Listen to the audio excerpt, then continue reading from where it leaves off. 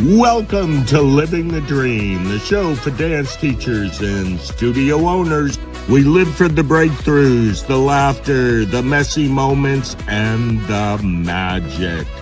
Because the dream is not always perfect, it's real.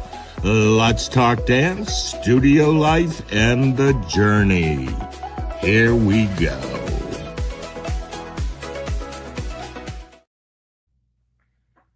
Hi, everybody. Hi, Laura. Hello.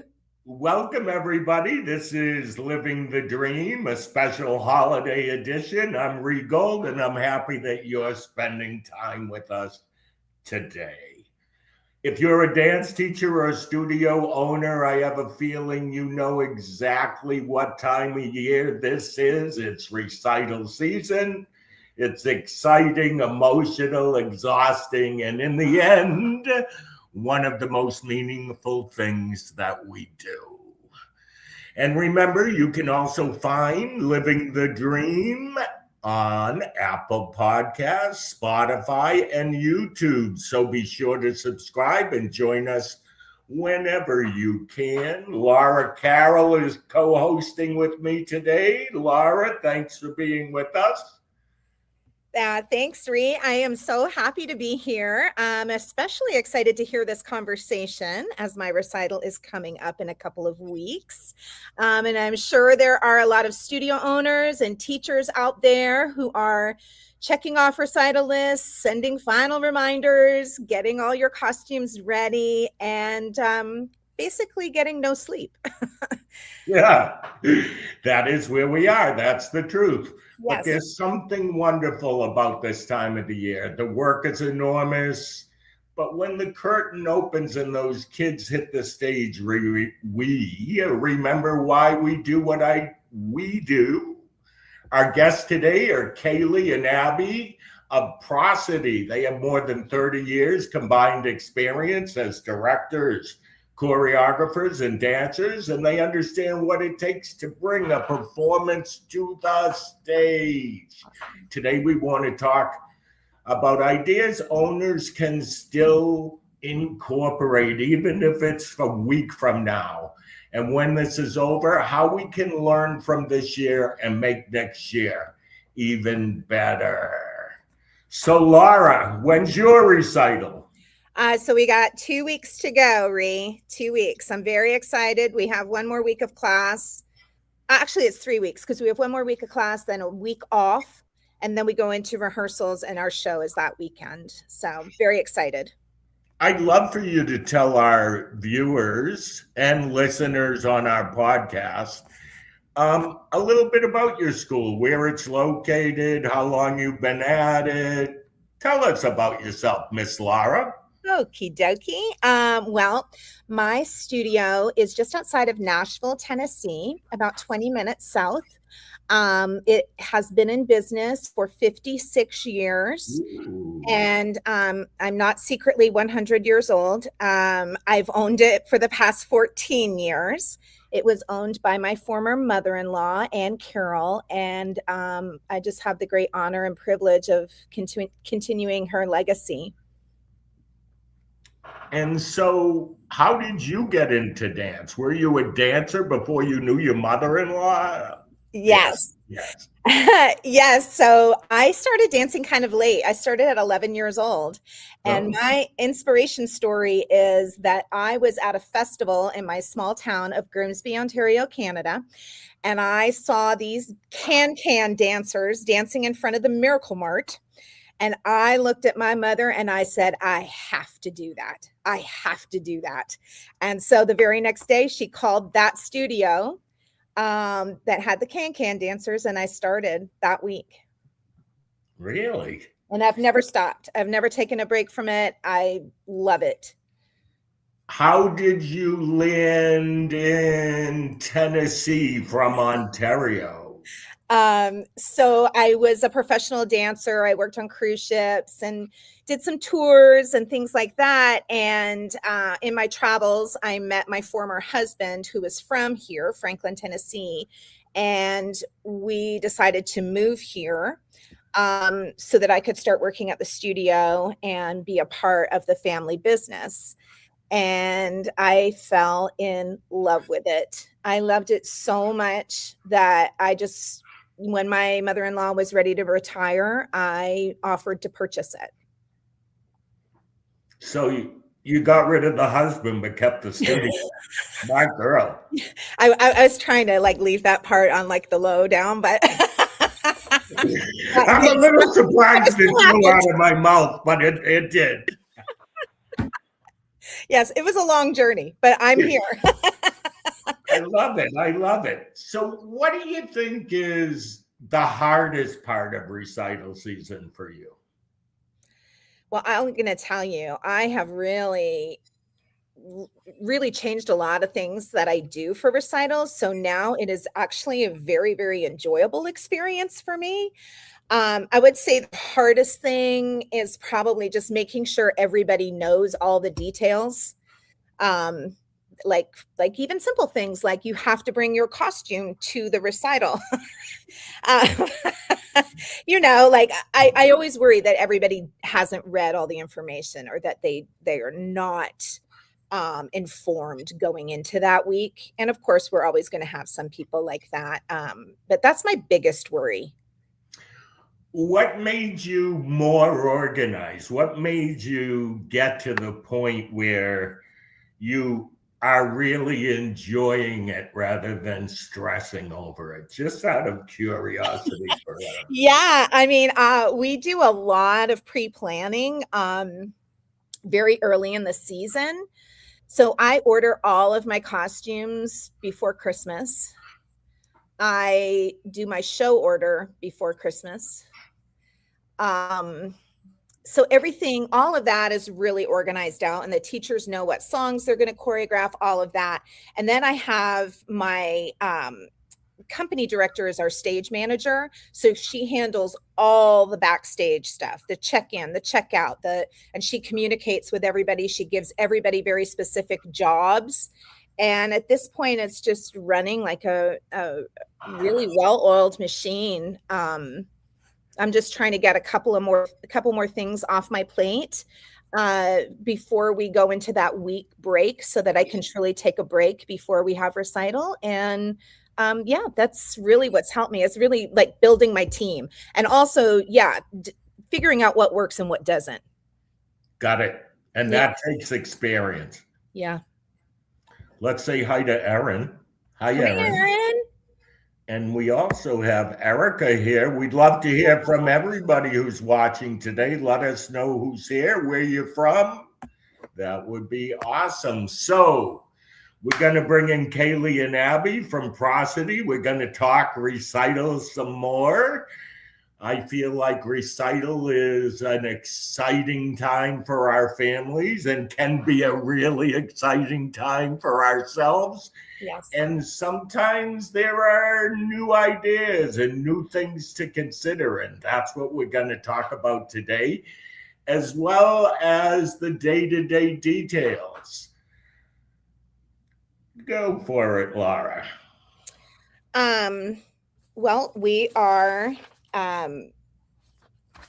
grateful to Jackrabbit Dance for supporting Living the Dream and for supporting dance studio owners who are working every day to create meaningful experiences for their students and their families. We'll be back with Kaylee and Abby. Almost called her Ashley. I have that mixed up today, so that just may happen. Kaylee and Abby after this message.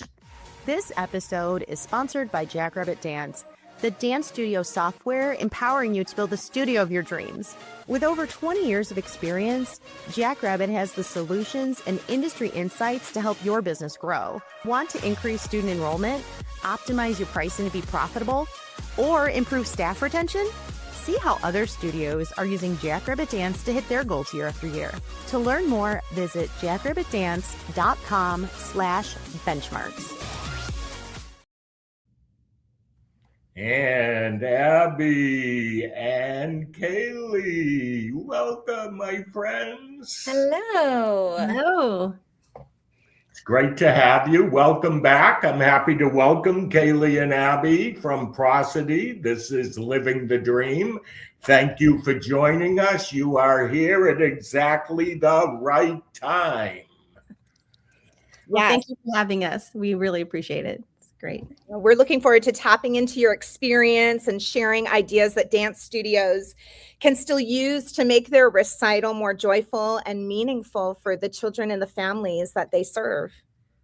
Okay, so before we dig into ideas, tell us a little about the two of you. How did you, or your experience as dancers, choreographers, and directors lead you to focus so much on your work on recital and performance production? Tell us your story, ladies. Well, I grew up in dance. My mom owned a studio. So I grew up with that background and was always a part of what was going on behind the scenes with the studio because, you know, that was going on at home all the time. And then later on, I went on to teach for other studios and ended up becoming the artistic director of one of the studios. I was director of companies and things along the way. And in the process of doing all that, I ended up teaching Kaylee. And so I met her when she was I think she was probably about 15 years old. I don't know if she can. Yeah, teenager. Yeah. And so working with Kaylee, she was always one of those people who was just very like driven and just an amazing person all around, beyond just being an amazing dancer at the time too. And so I always appreciated her. And then she like went on to start teaching, and her choreography was just, it's amazing. I love her choreography. It's super intricate and kind of quirky, if I can say that, but it's so great. I love it. And so we did a lot of collaboration with choreography, and we were working together a lot that way. And then it was funny because it kind of, she ended up, well, I guess you can talk, and that's part of the story, Kayla. I'll let you take over from there. So then we'll.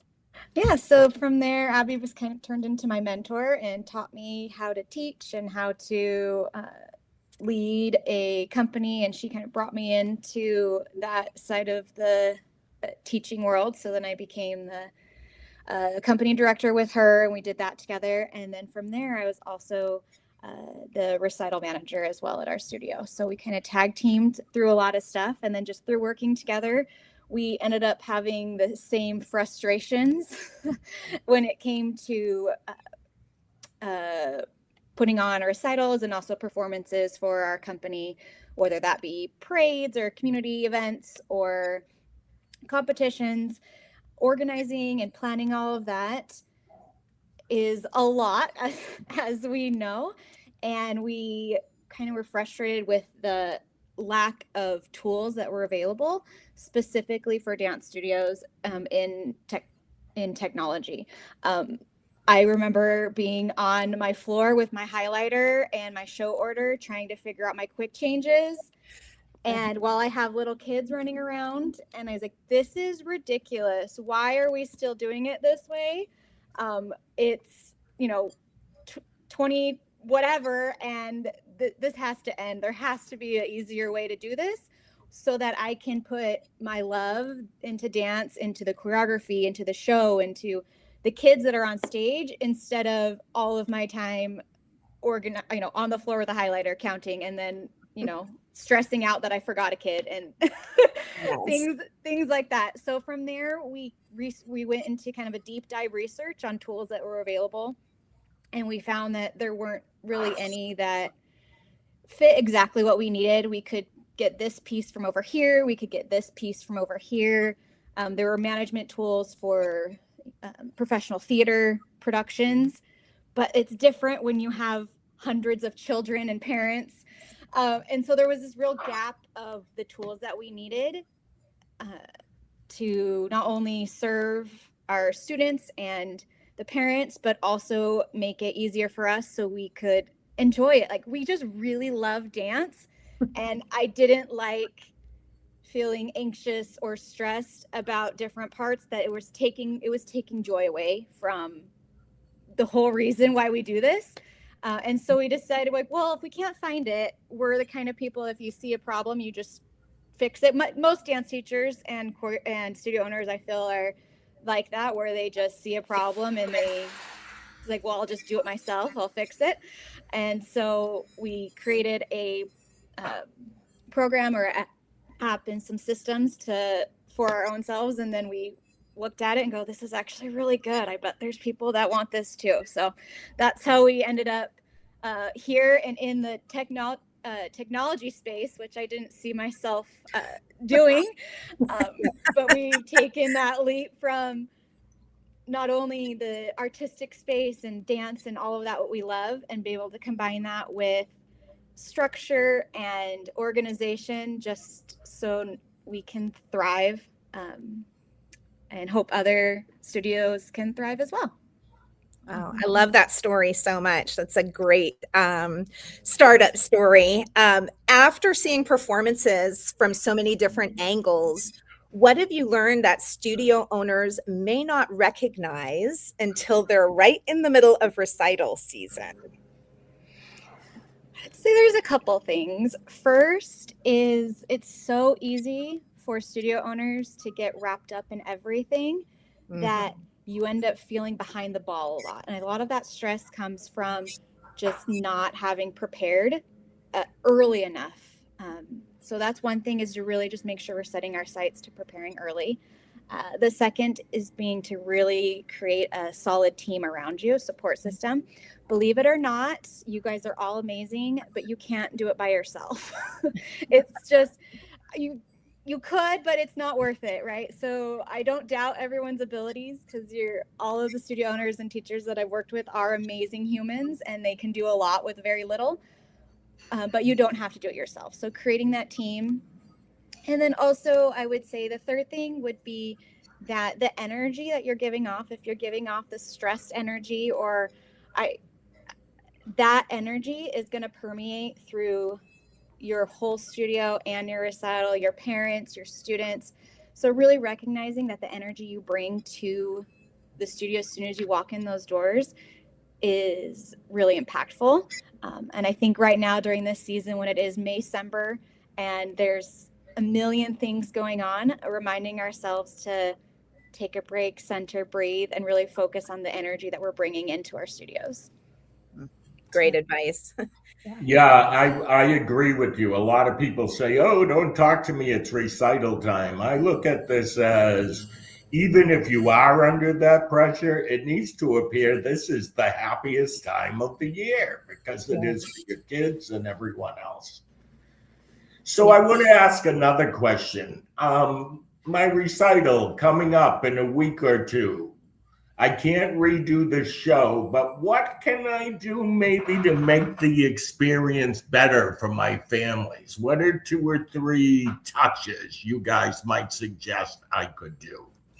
I think there's things you can do, not only if you still have some classes ongoing in the studio as well as out. So one of the things, like outside the studio, I think the communication, it touched on that with Laura touched on that just briefly, but I think just making sure that everyone knows how to access all the information, make it very accessible and easy as possible, with your reminders and the way that you communicate with your parents. I think sometimes at the last minute, people start panicking, like, did I get my tickets? Where are they? What is this? Where am I going?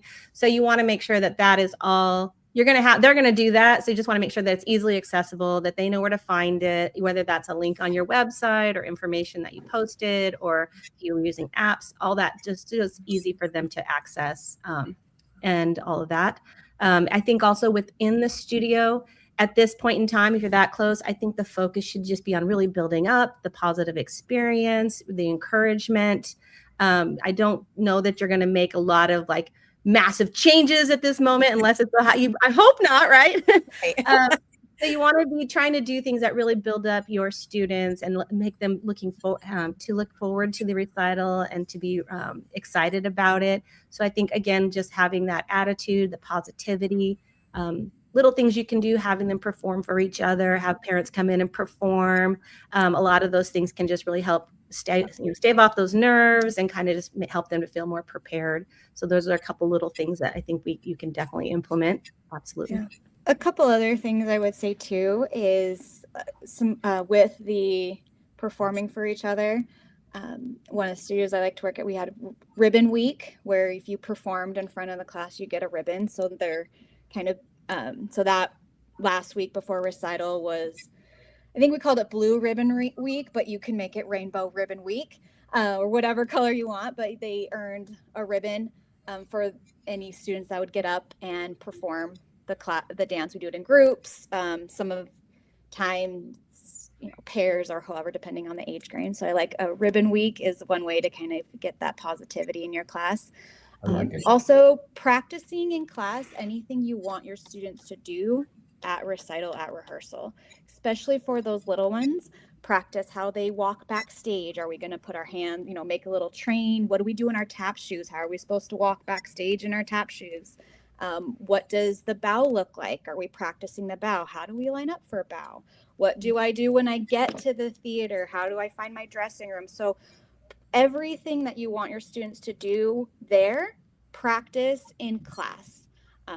Because not only do they need to know what they're doing on stage, but they need to know what they're doing backstage too. I like to think of the backstage as recital, as much choreography is happening back there as there is on stage. And so practicing those things with your students and then also with your staff.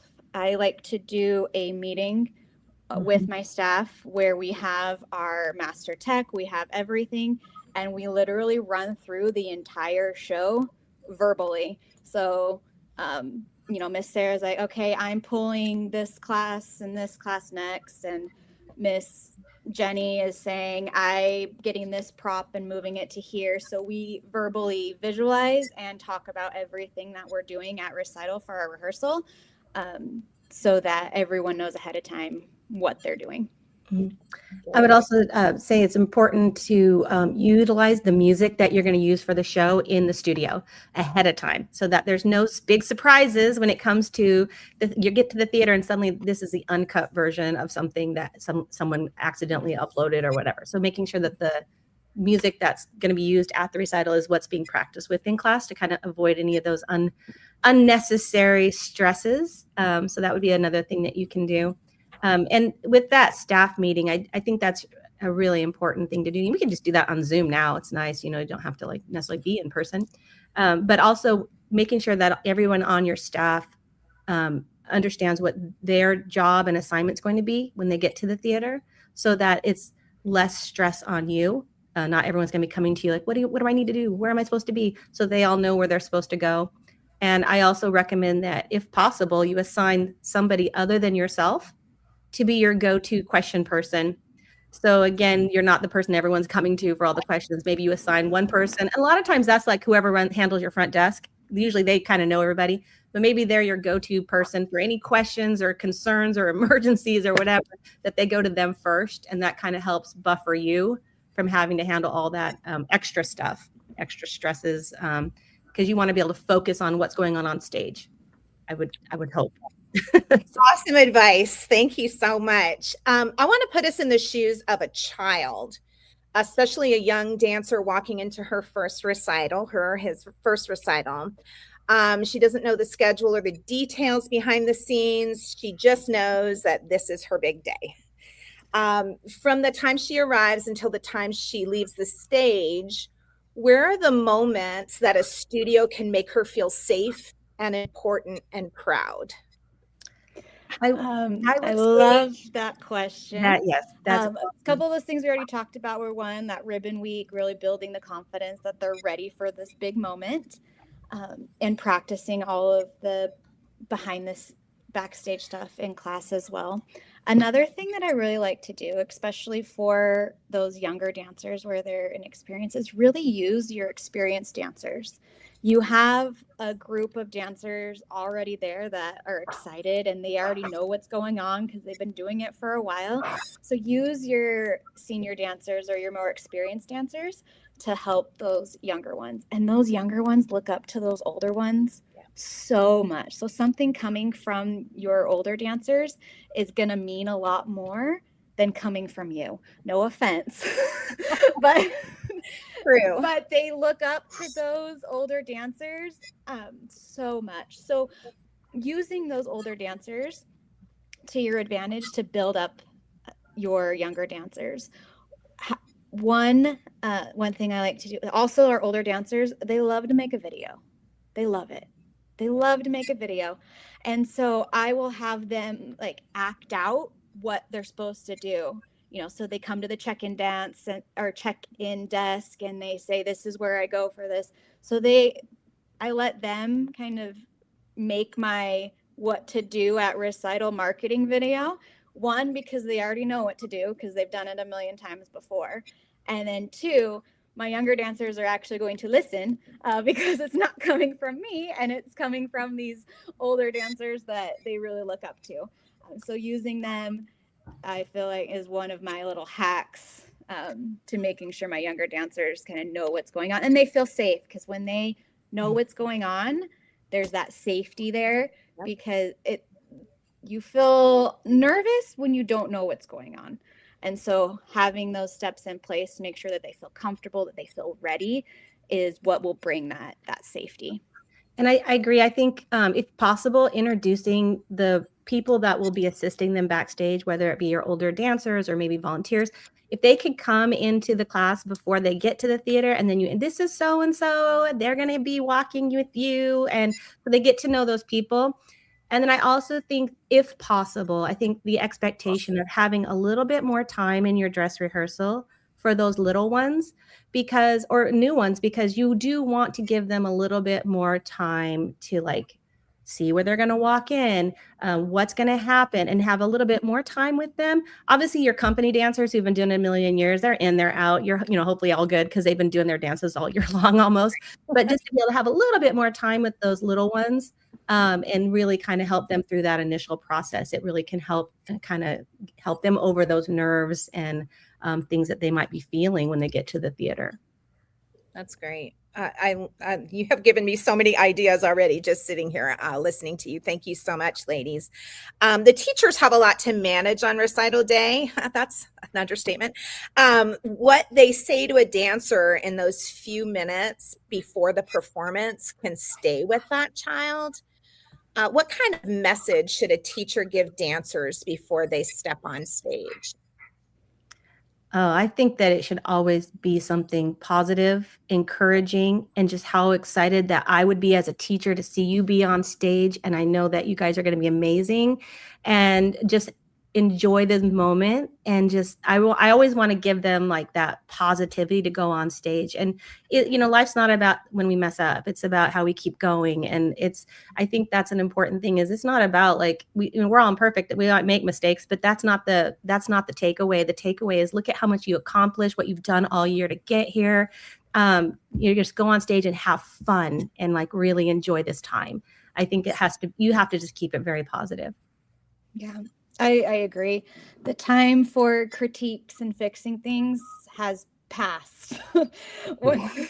That is, the dance is going to be what the dance is going to be, and it's going to be fabulous. That's the message we have for our teachers and to our students, is it'll be fabulous. They're going to shine, and as much just positivity and love that they can bring to the energy and the atmosphere there, the better. Because that's when you love dance, right? Is when you're like, that was amazing, that was awesome, with the stage and the lights, and just, I love it, and hopefully your teachers do too. And so just encouraging them just to share that love. Like, this is the time for you to just let that love of dance go. Yeah, and I think that's across the board with all the teachers that are going to be backstage. And I think, honestly, every time I've been at a show, the teachers are phenomenal at doing that. It's like, even if it's not my class, they're coming off and you're giving them high fives or whatever it is that you have. And you're like, great job. Oh my gosh, you were so amazing. And so everybody they're passing, even going back to their dressing room, is just boosting them up and telling them how they did such a great job.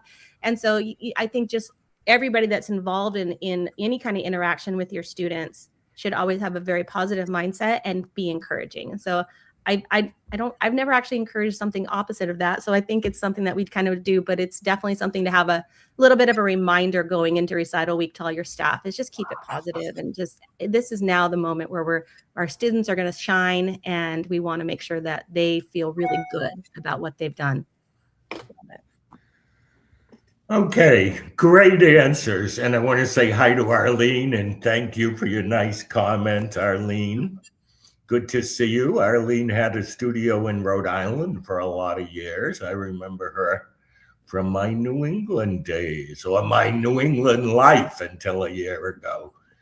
Good to see you, or good to hear from you. So, how do we make it so the once a week dancer feels that this stage is important and they belong as much as the kid who's in the studio every day? Yeah, I think a lot of that is going to be kind of some of the stuff we've already talked about. That ribbon, the ribbon week leading up to it, that is mostly for my rec kids. My competition kids, they don't need more ribbons. They have a lot. They don't need any more ribbons. But so those are going to be those kids that come in once a week, or once or twice a week, and that's what that is for. So even something just special for those kids can make sure that they feel at home. I think also making sure that, again, using those kids are there all the time in order to support those one-time, the rec kids or the kids that are there not as much, so that they see like, oh, I know just as much as these kids know, or these kids they're here all the time, but they're inviting me kind of into that fold, into that knowing, right? You don't want to feel like you're outside not knowing what's going on. And so that knowledge and being able to know what's happening not only brings that safety that we talked about, but that sense of belonging, and that you're there and you're ready for the stage. And then just making your recital a big celebration. Kids are going to they're going to feel loved, and they're going to feel like they belong when you're celebrating them and their successes. And so making the recital a big celebration that they've worked towards. This is different than other sports, right? They have baseball, basketball, you have your games at least once a week, but dance isn't like that. They've been working a whole year for this performance. And so taking the time to help them recognize, like, you worked really hard for this, and we're so excited to see you up on stage, and making it feel special. Mm-hmm. Yeah, and I would just, I treat every student this I hope the same. It's not just if they're a company student who I see more often than my once a week student. So it's like just continuing to build them up. And I think there's little things that you can do, even as depending on your studio and the studio culture that you want. I know I worked at one studio, and I really loved, they did this thing where this company kids would like give little things to like the little kids, or they would assign like a class to a class, and they would kind of do this exchange of encouraging things, whether it be a little lollipop, like, or a little heart cut out or something. So like they would have something like that where they kind of encouraged each other, and it helped build the studio. So it wasn't like company kids over here and everybody else over here. It kind of crossed that, I guess, it integrated the studio as a whole. And I thought that was really great. And from that, you actually had a lot of kids that wanted to become part of company. So it was interesting how that kind of just really built up the kids themselves, and everybody was, and even they just encouraged each other. And I think that's another thing you can do, is encourage your kids to encourage each other as well, so that they feel very supported. Yeah, I love that. Now let's shift to the families in the audience.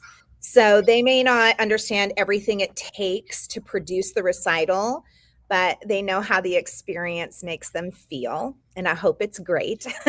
Yeah. What do parents notice that studio owners may not, because they're busy producing the show? What might they unintentionally overlook? For me, I think the biggest thing is not focusing on that backstage stuff and your systems, because not only are they paying attention to what's on stage, but as soon as they get there, they're saying, what is this experience? Like, is this stressing me out? Am I standing in line to check in my kid? Do they not know where my kid's located? Do I feel safe dropping my child off if I'm not allowed backstage?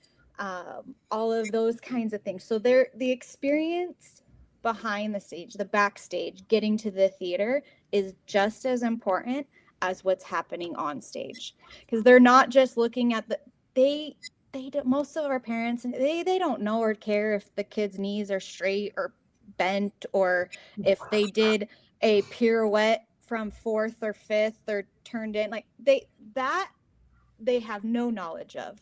Right. But they do know if they feel stressed, if something's chaotic, if they feel that it's not run well, if they feel like they don't know what's going on, those are the things that they notice.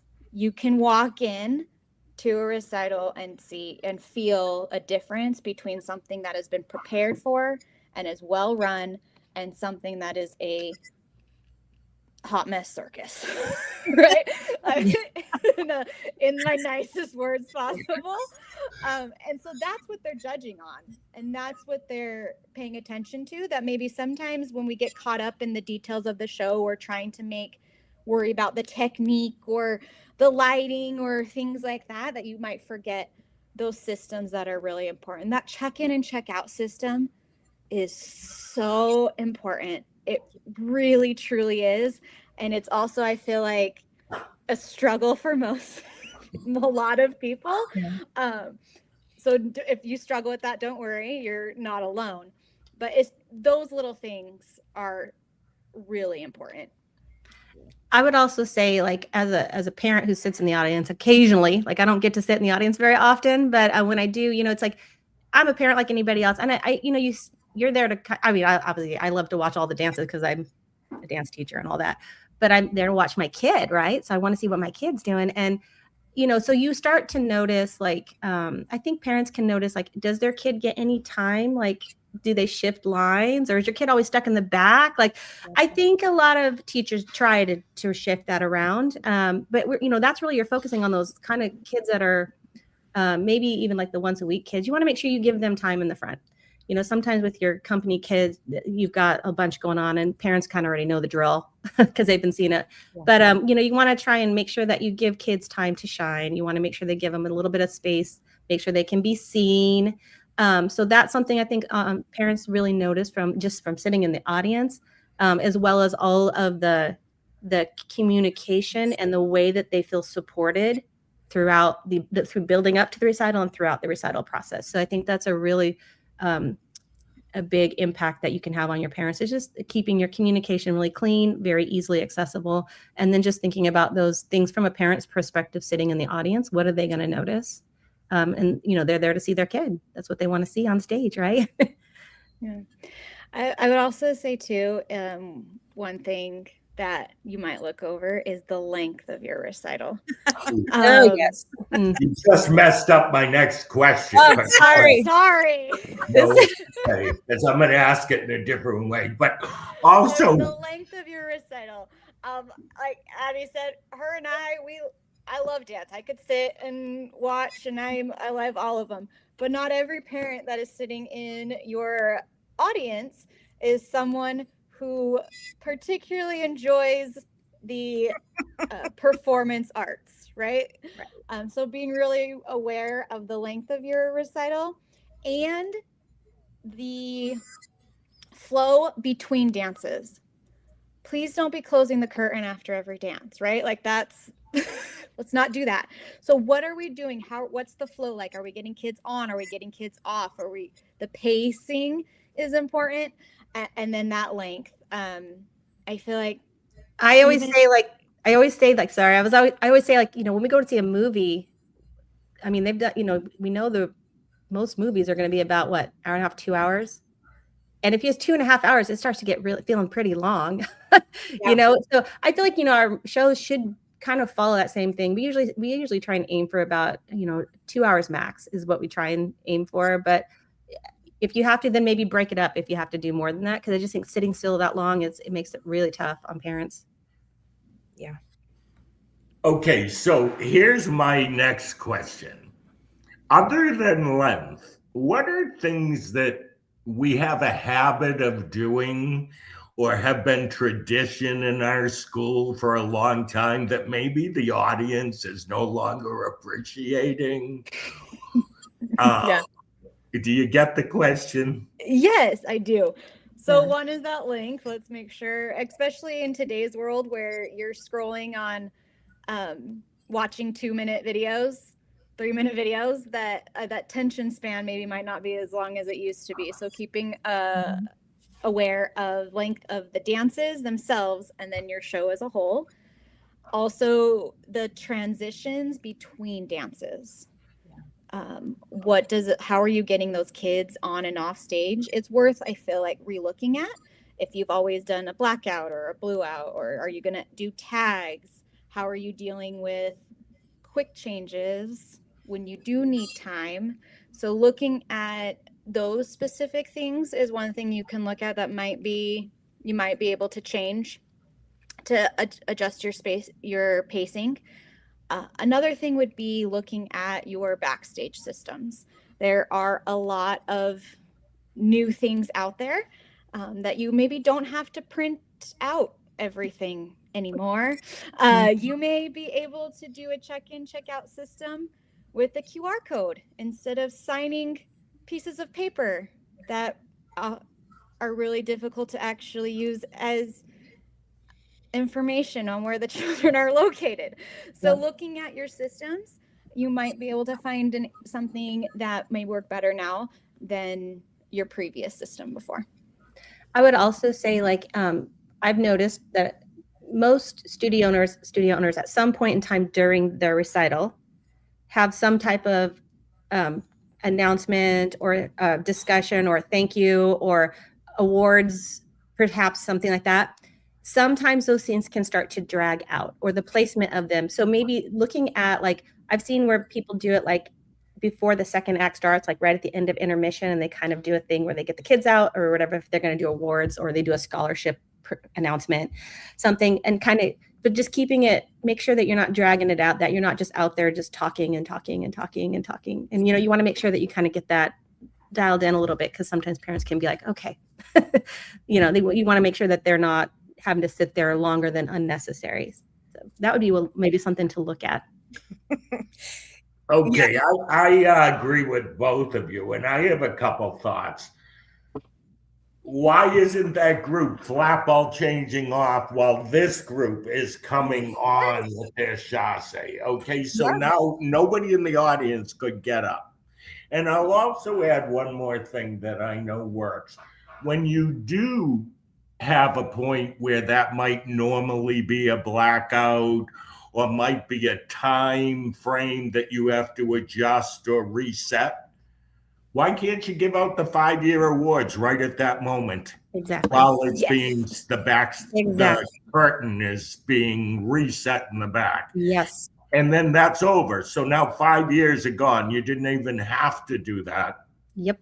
Because you found a spot. It became part of the show. Yes, exactly. And it alleviates the problem you had, and you're utilizing your time well. So exactly, those are the things that you can kind of look ahead. And when you have a big quick change moment, I remember we had one show, and I don't know why, somehow they missed that there was a big quick change moment. So it was a big star, like, space theme or whatever, and we had one little kid who had a Buzz Lightyear rocket that he came out of. And so it was right before their dance. We ended up right after their dance, we had this big change. And so they just had him go out and Buzz Lightyear around the stage, and he had the best time, and it was really cute. And it filled that little bit of extra gap so that the audience wasn't just sitting there like with blank space, And so just little things you can think of sometimes to do. And the more you can do that ahead of time, obviously, the less stress you have on yourself. Yeah. I've started in recent years doing my welcome. I don't call it a welcome anymore, in places where it's a really tight, quick change. That's when I go out and speak, so that I don't speak at the end of the show and I don't speak at the very beginning. And that just works out great for us. But well, moving on to after recital, I think a lot of studio owners, they finish recital, take a breath, and immediately move into summer programming and fall registration. But if they don't stop to review the experience, they may end up dealing with the exact same problems next year. I think we've all been there. If you were guiding a studio through a post-recital meeting, what would be on the agenda?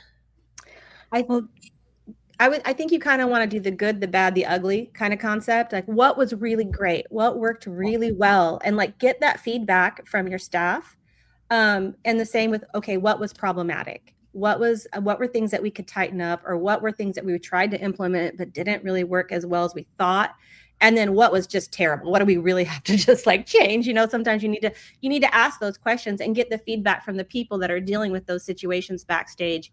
And then that way it allows you to implement the changes in advance so that you hopefully don't have those same issues the next year.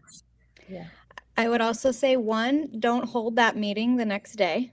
Mm-mm. Give some space to breathe, let everyone decompress before we come to that meeting.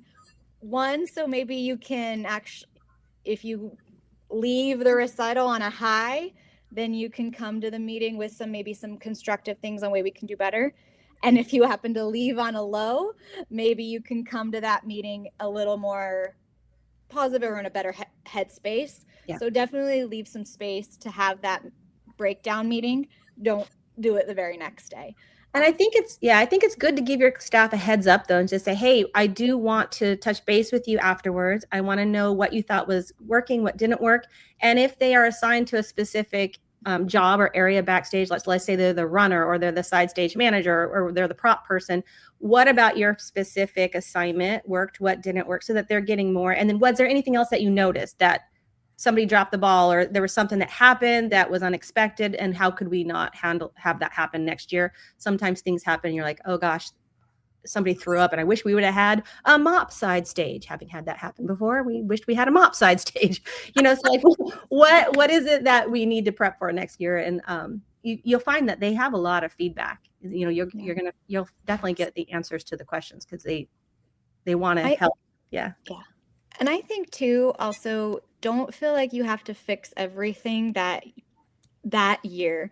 Laura was telling us how many years has it taken for her to get to a point where, Yes, I'm a lot. It wasn't your first year, right? No. It takes time. So especially some of our newly or younger studio owners, don't be so hard on yourself. You have time to tweak things.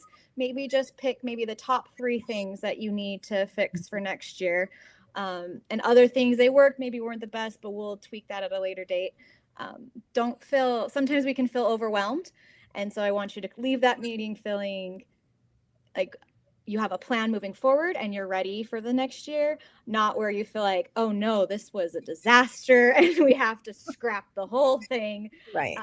And so allow yourself time to really build your systems and build your support structure and build your studio, because it's building, and the building takes time. And so, Yes, allowing yourself that time. And we're going to fix and we're going to build, but you're not going to do it all at one time or overnight. Yeah, I think like every year you're just going to get a little stronger and a little stronger, and then you're doing tiny details, which is amazing. What is one question that studio owners could ask the teachers, like in a post-recital meeting? Like, is there a specific question that would really help us get to the heart of where the problems lie or what could be improved? I don't know if I have a specific question, but I think I always like, if you have a problem, do you have a solution as well? So I think like, okay, obviously we want to talk about the positive things, but okay, what were the problems that you saw? What do you think would help fix the problem? So that they're actively involved in creating the solutions as well.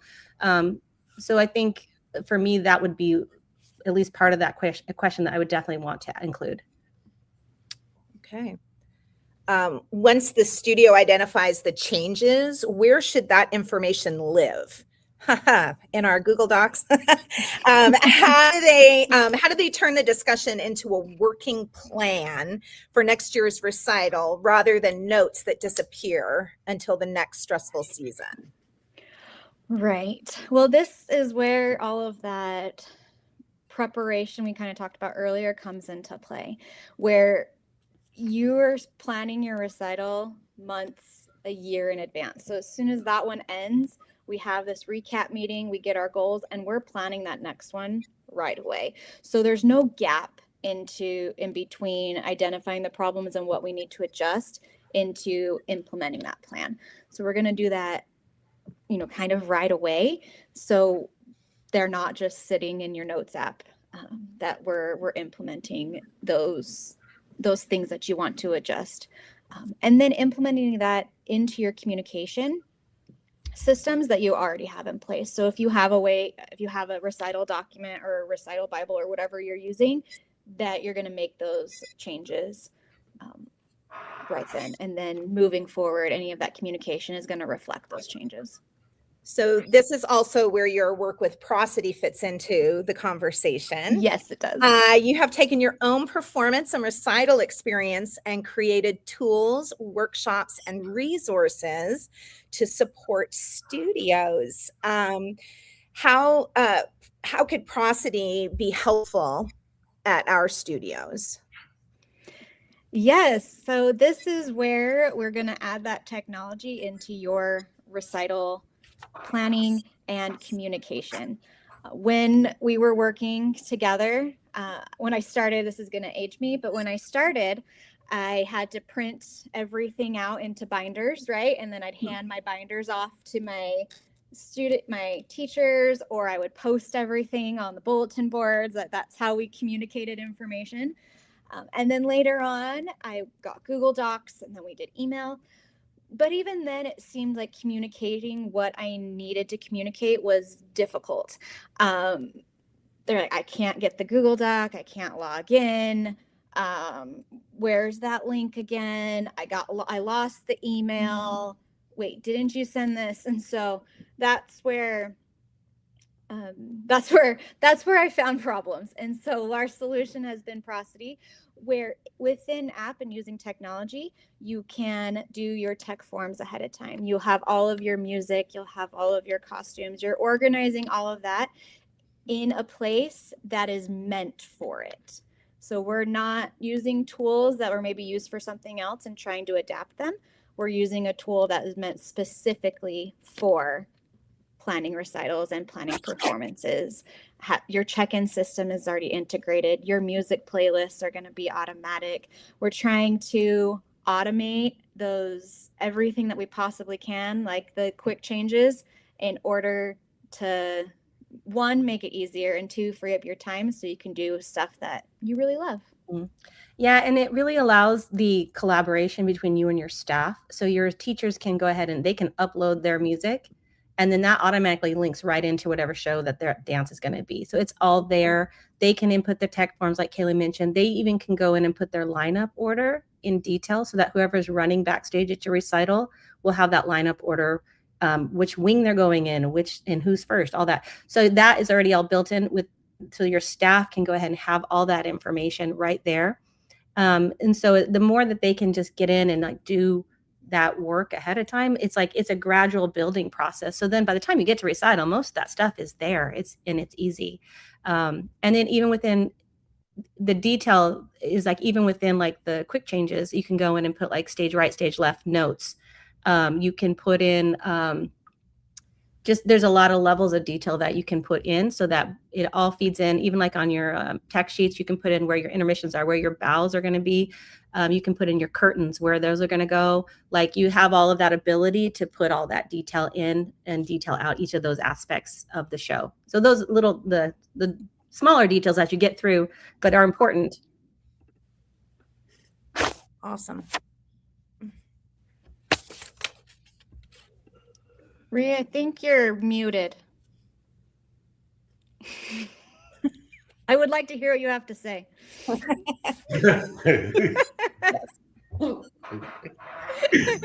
That was a whoops live on this broadcast. Kaylee and Abby, thank you. This has been such a helpful conversation, and I think the timing could not be better.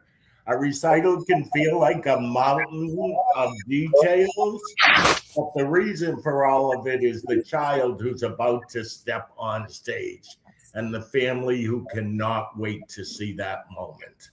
How cool is that? So amazing. Thank you both. I know there's teachers and owners watching who will take some of these ideas into their own shows, and me included, and hopefully feel a little more prepared and a little less alone in all that they're carrying right now. It's really awesome to hear about this. Well, thank you so much again for having us. We really appreciate it.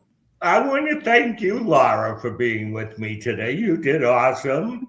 Thank you, Rhee. Thanks for And having thank me. everybody for watching and those that will be listening later. We also want to thank Jackrabbit Dance again. They have sponsored Living the Dream from its start, and we appreciate everything they do. You can find Living the Dream on Apple Podcasts, Spotify, YouTube. So subscribe and never miss an issue. Every studio owner and teacher out there, I'm going off script here, Laura, so bear with me. Okay. This is the time of the year where everything you dreamed about when you thought you wanted to become a dance teacher or a school owner is coming true.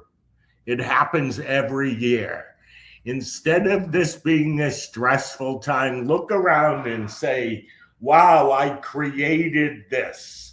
I created something that is filling this auditorium with happy families.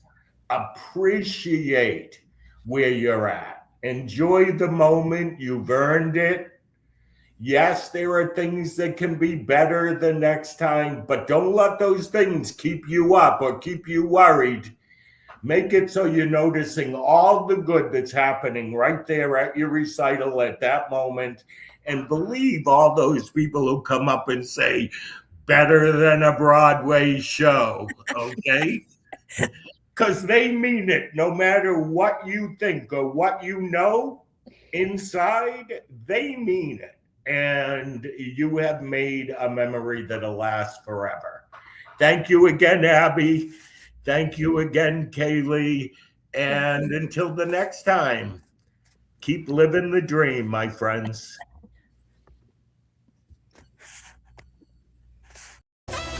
That's it for this week's Living the Dream. Thank you for being here, and thank you for giving dance kids a place to belong. Take the lesson, take the inspiration, and take care of yourself too. Keep living the dream. See you next time.